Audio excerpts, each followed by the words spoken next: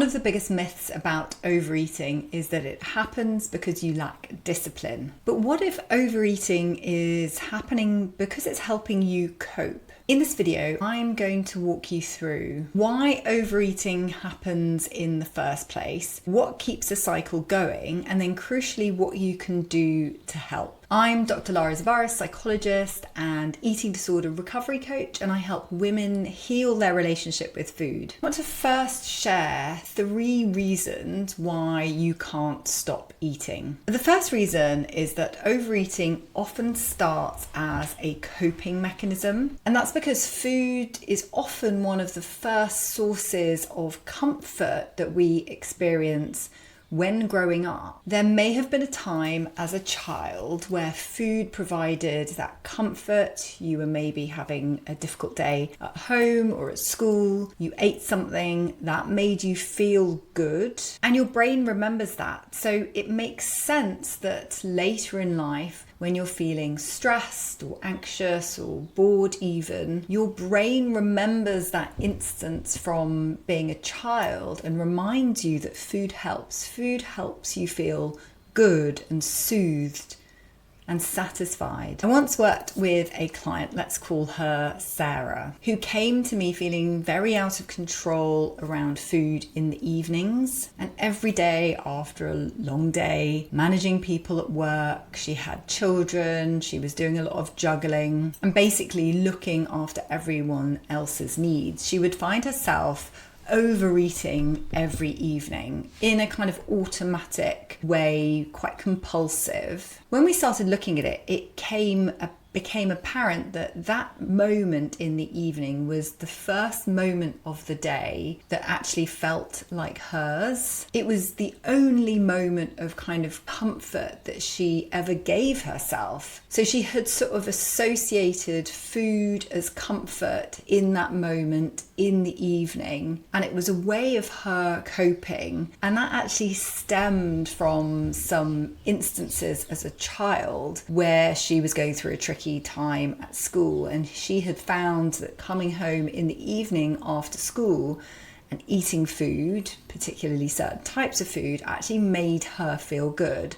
And she had created that association in her brain that food was comfort. It was going to make her feel better. It actually, in the long term, it didn't, but that immediate point of comfort actually did give that sense of relief. So it wasn't the food itself that was a problem. It was the fact that she was using it as a coping mechanism in that moment. And so for many of us, we've learnt that pattern at a really young age, that association that I feel bad and food makes me feel better. And then what happens is that over the years we never learn other tools to cope. So food literally becomes your way of coping, your main coping mechanism. Quick side note here, if you want to understand your relationship with food a little better, I have a free food noise quiz. It's linked in the description below, and it will help you uncover some of the hidden reasons that are keeping you stuck at moment with your relationship with food. So the second reason that you may be overeating is that actually suppressing these emotions can keep the cycle going. And this is the thing, it's what we are taught as children. Often we are not taught safe ways to express our emotions. You may have been brought up in a family that simply didn't express emotions, or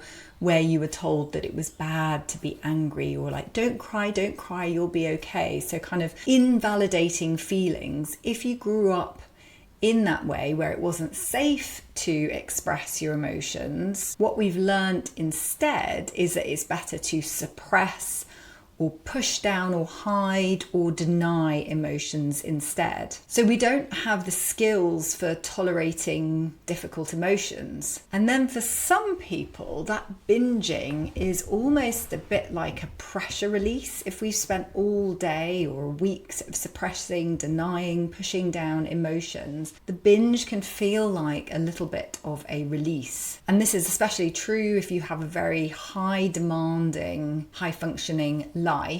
The binge can feel a little bit like the one moment where you're not holding it all together, and it can be like that kind of release. And then my third point, to make things a little bit more complicated, dieting and food obsession can reinforce this pattern. Our response to overeating is often to diet or restrict or start again on Monday. And this is the issue that from a biological perspective, restricting food can actually make you more likely to binge because your brain perceives that as scarcity and it's trying to prevent you from starving during a famine. So you end up kind of focusing on food even more. Going back to that example of my client Sarah, one of the things she found when she was in this cycle is actually because she was also dieting and restricting, she found that the focusing on what was she going to eat, planning meals, thinking ahead, obsessing about grams of sugar and grams of fat, there was a weird sense of structure and focus for her. It gave her something to focus on a day-to-day basis. And that constant reset that she was doing, where she would binge and overeat and then start over on Monday, start her new plan, write a new list of what she was going to eat and doing meal prepping, that felt like she was back in control. So it was kind of reinforcing this pattern over and over again. And all of this keeps us stuck in this cycle of overeating, even when we know we don't want to, when we think, I don't actually want to be doing this. So I want to share 3 things that you can do to actually start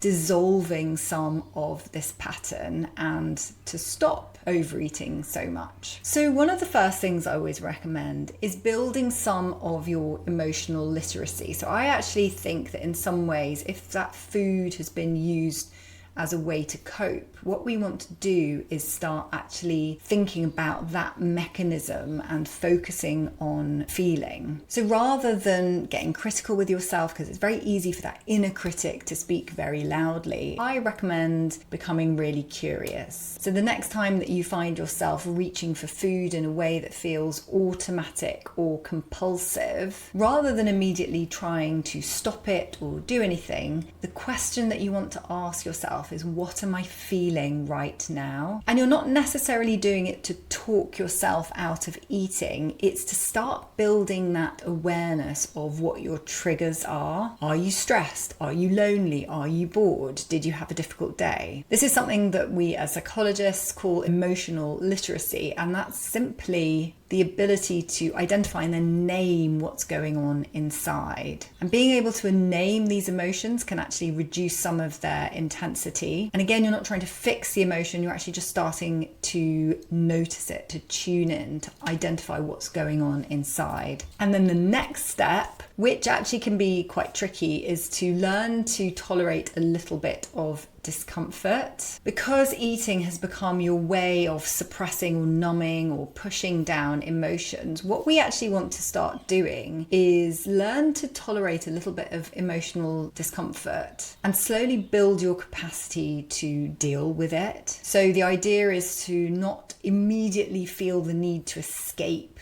that feeling. And I'm not saying that you want to just sit and sort of suffer through in silence. What I'm talking about is just expanding your window of tolerance. So expanding some of those emotional states that you can be in without the immediate desire to fix it with food. And in practice, all that might look like is that rather than immediately acting on, I feel bored, therefore I must eat, it's sitting with that boredom for 2 minutes and identifying it, labeling it, and experiencing it for those 2 minutes. You might just sit still for a moment, put your hand on your chest, put your hand on your thighs, but just sit still and sit with it. What you're trying to do is build evidence with yourself that you can actually tolerate some of those negative feelings, and also that they pass and that you have the capacity to cope with it. Over time, what you may find is that your tolerance expands. So what was 2 minutes becomes 3 minutes, becomes 4 minutes. And sometimes you'll be able to sit with it and then it just passes. And then the third thing to recommend is when you are sitting with that feeling and expanding your window of tolerance, is asking yourself, what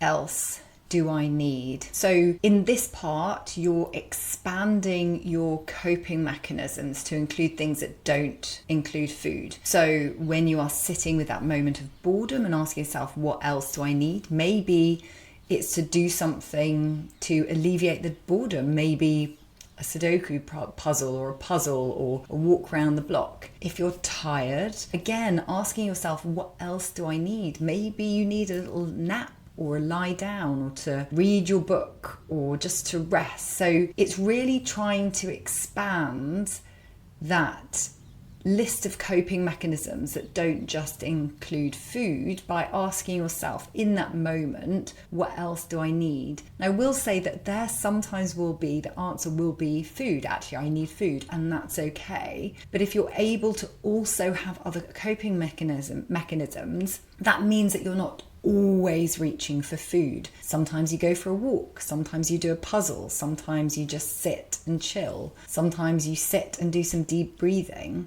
If you can create that emotional coping toolkit that doesn't always include food, what you will find over time is that you are less likely to reach for food when you experience those negative emotions. So I hope you found that helpful. As a reminder, I have a free food noise quiz. The link is in the description below. It's a very quick way of uncovering some of the hidden reasons that are keeping you stuck with your relationship with food right now. And if you like this video, the video that I recommend watching next builds on what we've been talking about. It's why do I keep eating even when I'm full? And if you like this video, give it a thumbs up, subscribe to my channel, and I will see you in the next video. Bye for now.